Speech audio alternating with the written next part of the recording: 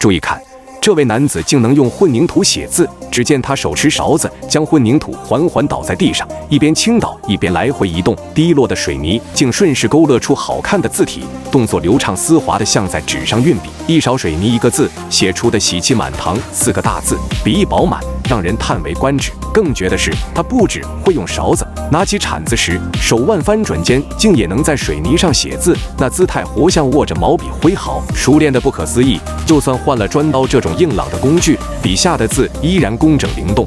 他的手仿佛被施了魔法，无论抓起什么工具，都能化作书写的妙笔。